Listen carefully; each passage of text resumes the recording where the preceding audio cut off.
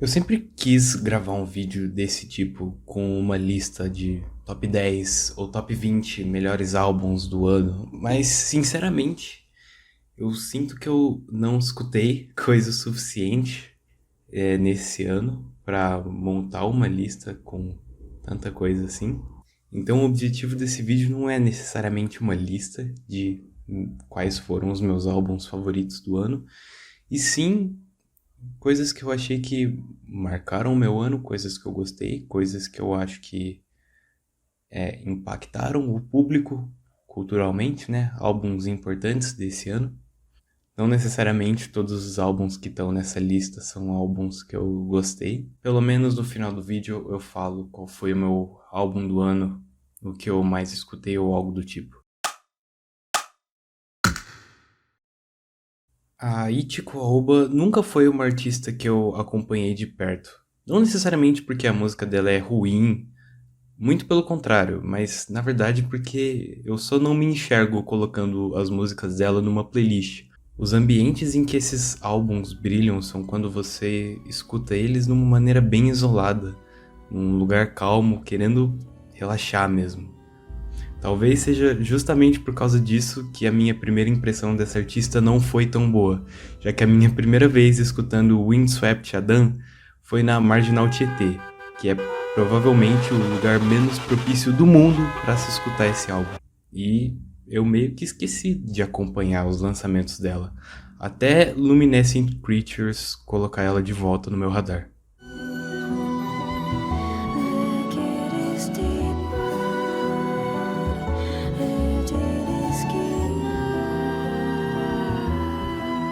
Algumas músicas aqui parecem ser o produto de um universo alternativo, onde a bossa nova na verdade surgiu no Japão e é bem mais melancólica do que a versão que surgiu por aqui. E outras parecem ser a música feita pra fingir ser uma água viva.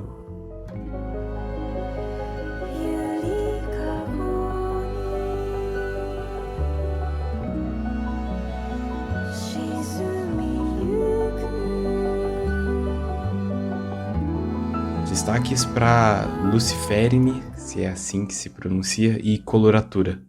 E, por favor, faz outro tour na América do Sul. Eu descobri durante a escrita desse vídeo que ela fez um show em São Paulo e que tem uma música dela que ela toca só ao vivo, onde ela canta na perspectiva de um pinguim. E é talvez a melhor coisa que eu já escutei na minha vida. E eu preciso escutar isso ao vivo. 2 anos já se passaram e o meu álbum favorito de 2023 ainda é Wet Dream, do Willy Rodrigues. Eu já fiz um vídeo explicando o motivo, mas o Willy Rodrigues não existe mais. E nenhum dos álbuns antigos deles satisfazem essa minha vontade de escutar mais coisas parecidas com Wet Dream. E é nesse cenário que uma das metades do Willy Rodrigues lança a Season's End.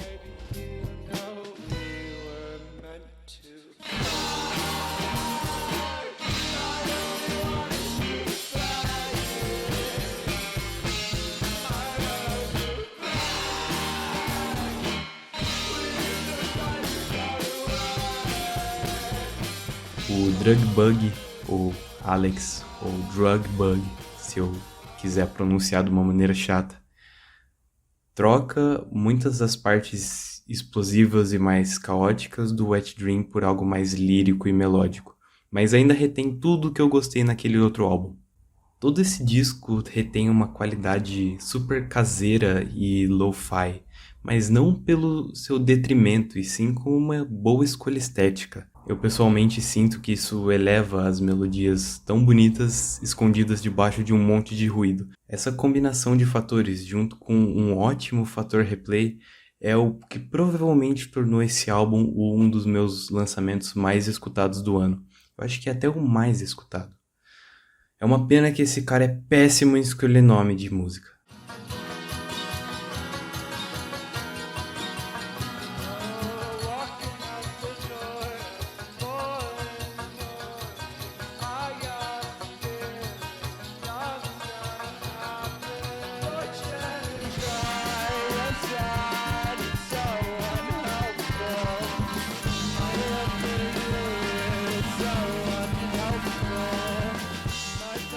Mas, falando sério, se você gosta de Car Seat Headrest, isso aqui é provavelmente o mais próximo que você vai chegar de um Will Toledo Gen Z. I Love My Computer, da Nina Girati, é o mais novo produto desse eletrônico moderno pós-Brett. Eu tinha escutado bastante hype na internet por causa dele, e o nome da artista indicava que ela tinha bom gosto. Mas a minha primeira impressão desse álbum, sinceramente, não foi tão boa assim. No geral, eu sinto que esse álbum passa a mesma energia pra mim do que aquelas edits nostalgia core, que não tem a menor coerência e não são nostálgicas pra ninguém. Muitas vezes ele se vende como algo feito de e para pessoas terminalmente online, mas talvez ele tenha decepcionado justamente esse público que tá mais acostumado a escutar Gore Shit e Lab Fox Tracks. Quem escuta esse tipo de coisa não vai achar graça nas músicas onde você fala que passava 4 horas por dia no seu computador. Talvez eu esteja sendo meio amargurado aqui, mas essa não é a minha intenção. Eu vejo potencial nessa artista e tem alguns pedaços muito bons aqui, tipo o de Info Hazard.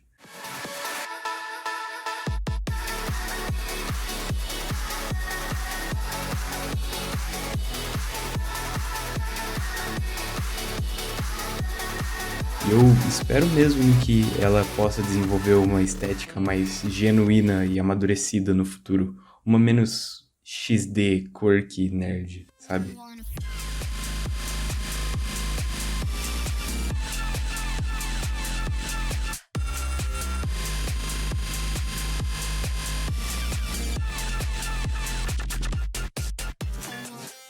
Talvez se esse ano você estava procurando por algum álbum que emula essa energia de terminalmente online, 111-000-11 do Asian Glow talvez seja a escolha ideal. Meu conhecimento desse cara até agora se limitava às colaborações que ele tinha feito com o Paranoia, e eu nunca fui muito além disso. Mas julgando pelo trabalho passado dele, isso aqui parece ter sido um salto imenso em qualidade.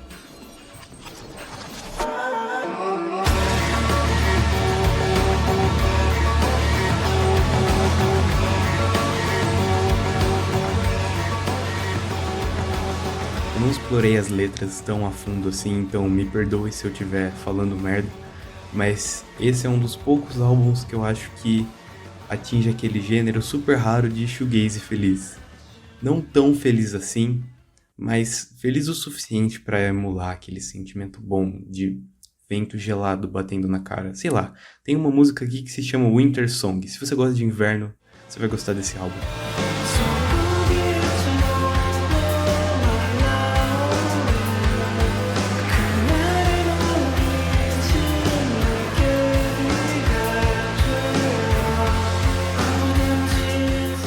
É um dos projetos mais interessantes do Dream Pop recente, numa época em que muitos artistas estão caindo na mesmice nesse gênero. E seria o melhor shoegaze do ano se não fosse por um outro álbum. Você já sentiu que o rock brasileiro vem perdendo um pouco da sua originalidade? Pensa, por exemplo, nos anos 90, com o Sepultura usando iconografia indígena nas suas músicas e nos seus álbuns. Ou o Chico Science basicamente inventando outro gênero, misturando o rock tradicional com a cultura musical pernambucana. Toda essa energia não parece mais tão presente, e é exatamente sobre isso que a Lua Viana fala sobre no texto Por um Rock Alternativo Verdadeiramente Brasileiro, Samba Gaze. Eu comecei a acompanhar a Lua lá pela época do Neon Youth, e desde então eu virei um puta fã dos Sonhos Tomam Conta. Então, imagina minha surpresa quando recentemente ela falou que ia aposentar o nome Sonhos Tomam Conta para iniciar um novo projeto, um tal de Antropoceno. Junto com esse anúncio veio um EP, o Sincretismo.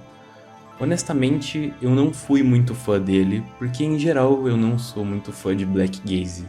Eu acho ele um pouco pesado demais para mim. O conceito de samba gaze, só pelo soar da palavra, sinceramente não soou tão legal pra mim. Mas bastou umas 2 músicas bem feitas nesse gênero pra eu já começar a enxergar o potencial disso aqui.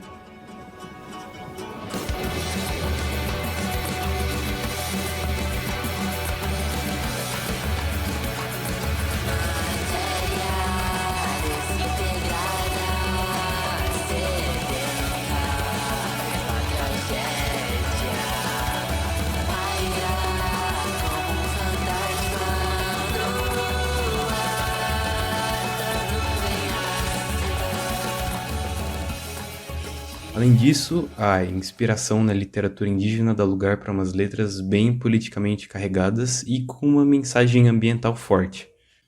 Não é um álbum perfeito, longe disso, mas é com certeza uma das coisas mais únicas a ter saído desse país recentemente. É o tipo de coisa que me dá vontade de ligar o FL Studio e começar a fazer alguma coisa, até eu notar que eu não faço a menor ideia de como mexer nisso.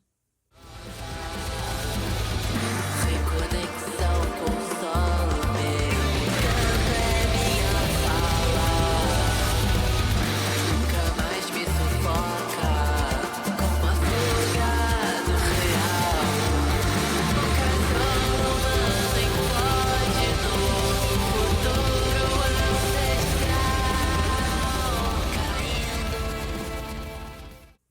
Seja positiva ou negativa, eu acho que a esse ponto todo mundo já tem uma opinião formada sobre o Loop de Loop. Na banda tem seus altos e baixos, já experimentou com um monte de gêneros e estilos diferentes, mas eu ainda queria dar um elogio pro álbum que eles lançaram esse ano, O Amor. Tem que ser muito ambicioso para fazer um álbum de rock progressivo onde a duração média de uma música é 10 minutos e ainda mais impressionante que eles conseguiram entregar um resultado coerente dentro dessas condições. Eu acho que a coragem e maturidade que é necessária para fazer um disco desses, ainda mais num cenário indie tão agressivo quanto o brasileiro e que ainda por cima tem uns pedaços muito bons, merece o seu devido reconhecimento.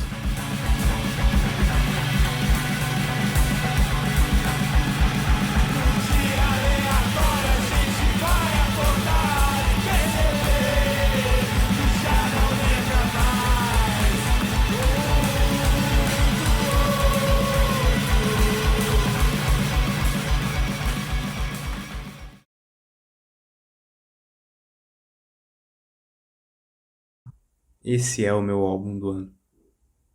Eu preciso admitir que eu cheguei bem atrasado na festa do Cameron Winter. Eu, sinceramente, nunca nem tinha ouvido falar desse cara até o Pitchfork colocar Love Takes Miles em primeiro na lista de fim de ano deles. Muito poser, né? Mas, sinceramente, eu nunca dei muito bola para os cantores, compositores gringos, porque, pessoalmente, eu tenho um pouco de dificuldade em me relacionar e entender as letras desse tipo de músico. Em português é outra história, já que eu não preciso ficar ativamente pensando e interpretando as letras para entender o significado delas. Na minha língua nativa é muito mais fácil entender e apreciar esse estilo, e é justamente por isso que eu gosto tanto de músicos como Belchior e o Zé Ramalho. Por isso que eu nunca consegui gostar tanto de alguns artistas extremamente conceituados, tipo o Sufjan Stevens. Mas aqui eu vou abrir uma exceção. Seria trapacear um pouco colocar heavy metal aqui, porque ele saiu em dezembro de 2024, sendo outro caso clássico de um álbum muito bom que sai depois de todas as listas de fim de ano. Mas eu ainda vou falar sobre ele, porque ele serve como contexto para falar de outro álbum. Esse álbum é a coisa mais bonita que eu escutei esse ano. Eu não sou nada qualificado para falar sobre arranjo ou teoria musical, nem colocar em palavras o que torna certas músicas boas ou ruins. Eu acho, na verdade, que encontrar as palavras certas que apontam os positivos ou negativos de qualquer coisa é um dom muito raro e muito subestimado. Mas aqui talvez isso seja impossível mesmo. Tem alguma coisa no jeito que esse cara canta que só te faz entender. Nem deve existir uma interpretação certa para algo como Zero Dollar, porque a canção meio que se morfa no significado que você quiser. E talvez, só talvez, tenha Deus no meio disso tudo. Eu não sei, ele que falou. Tell me how it feels. Disappear. Watching from the side. Can't smoke here. Running every blow. I feel it well. Spinning of the wheel.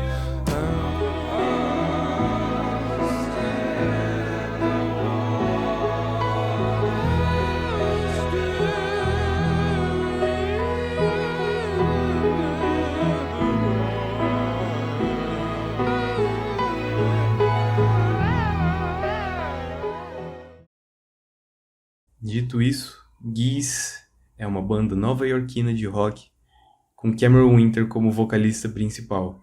E assim, não querendo enaltecer os caras muito cedo, nem colocar eles num pedestal, mas esses caras vão mudar o mundo, tá bom? Talvez o mais impressionante aqui seja como, na verdade, não tem nada de novo. Eles não criaram o Rock 2, muito pelo contrário. Eu sinto que o brilho e a diferença deles vem da simplicidade de tudo. E mesmo assim, eles conseguem soar tão refrescantes nesse cenário atual.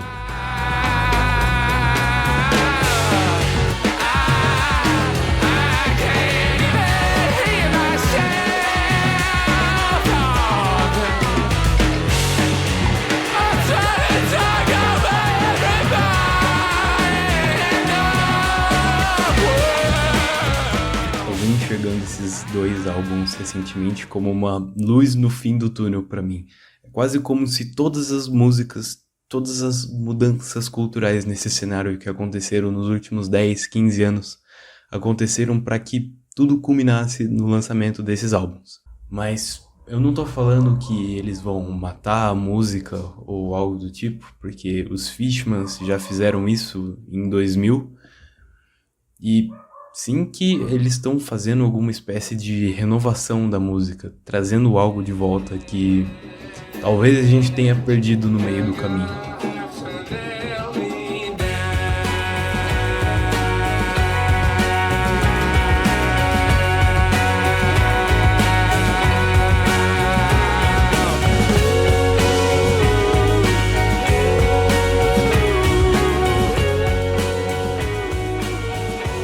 Então eu enxergo esses dois álbuns mais como uma restauração do que torna a música realmente interessante, inovadora e boa, pelo menos pra mim. Eu sinto que uma das minhas escritoras favoritas, a Isabela Tomé, do Eu Destruirei Vocês, colocou isso perfeitamente num trecho que eu vou descaradamente roubar do site dela e que eu vou linkar na descrição. Getting Killed é uma coisa que eu não vou saber te explicar agora. Se você veio pra cá buscando explicações, eu peço 1000 desculpas, mas eu também não te prometi nada. Uma coisa eu posso te falar. Getting Killed existe desde sempre. É possível que Getting Killed não tenha sido escrito, gravado, nem mixado. Talvez ele tenha sido descoberto. Todas as canções nesse disco parecem estar aqui, nesse plano terrestre, há décadas. Todas elas são imediatas. Todas elas parecem fazer total sentido. Todas elas são o que são e não se fala mais nisso. Elas foram escavadas. Getting Killed é paleontologia, um parque jurássico com trilha sonora. E antes que me pergunte, heavy metal é antropologia. Leiam Eu Destruirei Vocês, porque o texto dela sobre o Cameron Winter, sobre o Geese, é bem melhor e bem mais informativo do que qualquer coisa que eu escrevi até agora.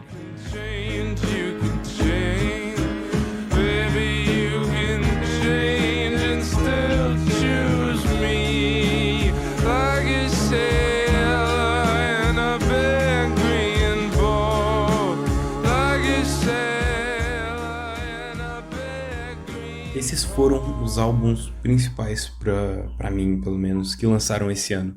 Não são os álbuns favoritos que eu descobri esse ano. Esse prêmio vai para Flood, do Boris, que ganhou um lançamento digital recentemente. Na verdade, isso vale para toda a discografia do Boris. E também não são os únicos que marcaram o meu ano. Tinha vários outros discos que eu queria escrever sobre, mas que iriam resultar em mais de 40 minutos de vídeo, então eu deixei eles um pouco de lado. Então aqui vai algumas menções honrosas para esse vídeo. A FKA Twigs, por exemplo, fez um álbum bem interessante com Eusexual. É um dos álbuns que me mostram que o pop tá indo numa direção boa, porque eu achei bem interessante o que eu escutei aqui. O Pitchfork colocou um tal de Los Tutanaka como o melhor álbum do ano, que surpreendeu bastante gente. Eu fui dar uma olhada e ele é basicamente um álbum de um mundo onde o funk paulista, na verdade, surgiu no resto da América Latina. Falando em funk paulista, o DJ Silvestre lançou outro álbum muito bom, Não é o melhor álbum dele, justamente porque ele acabou de sair de 2 projetos sensacionais, que é o auto-intitulado e o Espanta Gringo, mas ele ainda é muito bom. A cada álbum que lança eu passo a gostar mais desse cara. O Deftones lançou o White Pony 2, né, o Private Music. Eu sei que alguns puristas vão achar um absurdo eu chamar esse álbum de White Pony 2, mas sinceramente as melhores músicas desse álbum batem de frente com as mais fracas do White Pony. Infelizmente não tem nada no nível de qualidade de Passenger ou Knife Party aqui, mas ainda tem alguns trechos muito, muito bons. O Tyler, The Creator, como um artista que normalmente tem uma pausa bem regrada entre os seus álbuns, simplesmente lançou Don't Tap the Glass uns 5 ou 6 meses depois do último álbum dele. E, sinceramente, eu adorei esse álbum. Quase todas as músicas dele são grudentas pra caramba. É uma pena que o maior impacto cultural que esse álbum vai ter é o leak de IA. E para acabar essa lista eu queria falar um pouquinho sobre a música da minha região, então aqui vai a rodada rápida de bandas do Alto Tietê.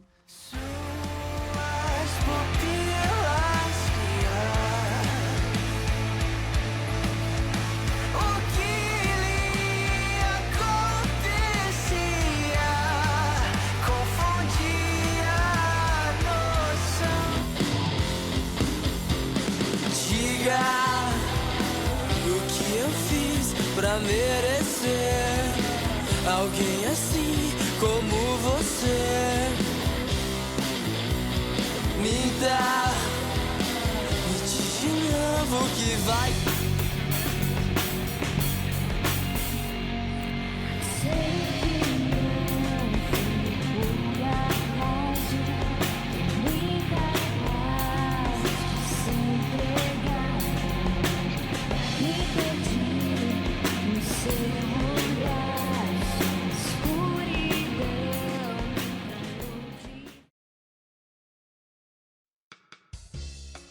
Eu tô gravando essa parte, mas sinceramente eu nem sei quanto tempo faz desde o último vídeo que eu postei. Eu ia começar a falar, pô, tantos meses, hein? Faz tempo, mas eu não lembro quantos meses faz que eu postei o meu último vídeo. Fazem 5 meses que eu não posto e talvez eu possa passar até como uma pessoa diferente, pelo quanto a minha aparência mudou em relação ao último vídeo. Eu não tenho uma desculpa muito boa do porque eu fiquei tanto tempo sem postar. Eu posso até falar, eu estive ocupado com o vestibular, porque realmente esse final de ano foi bem ocupado pra mim, né? Eu tive desde o começo de novembro até semana passada, todos os meus sábados ou domingos eu estive fazendo prova e o YouTube meio que só ficou pra trás. Eu vou tentar postar com um pouco mais de frequência, né? Não sumir, porque eu me divirto pra caramba fazendo vídeo pro YouTube, apesar de não parecer, mas é verdade. Se você tá assistindo esse vídeo e ainda é época de fim de ano, eu não sei nem se eu vou conseguir postar esse vídeo antes da virada do ano. Boas festas pra você. Eu vou aproveitar também e recomendar meu filme de Natal favorito. Assista The Holdovers.